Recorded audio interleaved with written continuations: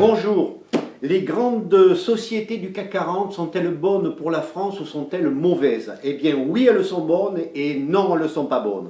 Oui, elles sont bonnes, pourquoi? D'abord, on tient le premier rang dans plusieurs secteurs d'activité au niveau mondial, le luxe, l'assurance, l'énergie, la cosmétique, la pneumatique, services collectifs, nucléaire, TGV, etc., etc. Première place mondiale. 30 sociétés françaises font partie du top 500 des plus grandes sociétés mondiales. 30 ans. Donc bravo, il y a un apport essentiel à la recherche et à tout ce qui reste, en France. Elles le font aussi, ces entreprises du CAC 40, 82 milliards de bénéfices et elles ont distribué en 2011 37 milliards aux actionnaires. Je vous rappelle que les dividendes rémunèrent l'actionnaire sans lequel il n'y aurait pas d'entreprise. Donc bravo Cocorico pour nos entreprises du CAC 40. Cocorico, oui et non. Alors non, pourquoi? D'abord parce qu'on n'en a que 4000 en France, et donc on ne sait pas les faire venir, on ne sait pas les retenir. 4000 en France, grandes entreprises, 16 000 en Allemagne. 4 000 en France, 16 000 en Allemagne, eh bien on le voit, on le retrouve ça dans la balance commerciale, 180 milliards d'excédents de balance commerciale pour les Allemands et 72 ou 74 milliards de déficit pour la France. Voilà, la réponse, elle est toute là. En plus, ces entreprises, ce qui est mauvais, c'est qu'elles ne recrutent pas beaucoup en France, 17% seulement. Et puis, les bénéfices qui restent en France, 9% seulement sont réinvestis sur le territoire, alors qu'elles ont utilisé le territoire pour faire beaucoup d'excédents. L'État français, les financiers leur font vraiment un tapis rouge. Et donc, ça va pas du tout. Et en plus, ce qui est terrible à comprendre pour les Français, c'est qu'elles ne paient pas d'impôts, ou presque pas d'impôts. Alors comment ça se fait?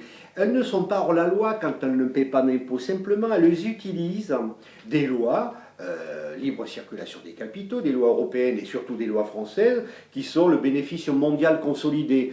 Ça veut dire quoi en deux mots? Total a des entreprises partout dans tous les pays, il fait des bénéfices là, il dit bon le bénéfice que j'ai fait en France, 12 milliards pour l'année dernière par exemple de bénéfices, eh bien je vais l'envoyer au Brésil parce qu'au Brésil j'ai beaucoup d'investissements à faire, j'ai pas fait assez de bénéfices, c'est pas contrôlable, donc il paiera zéro impôt en France. Et ça il n'y en a pas que Total qui fait ça, Danone, Suez, Essilor, Saint-Gobain, Schneider, tout ça paye pas d'impôt. Et les autres en payent, oui, les autres en payent. Ils en payent un peu parce que quand les autres payent des impôts, ils payent 8% d'impôts. Alors que je vous rappelle que n'importe quelle PME française, petite soit-elle, paye 33%. C'est l'IS, le taux d'imposition de l'IS, d'impôt sur les sociétés, 33%.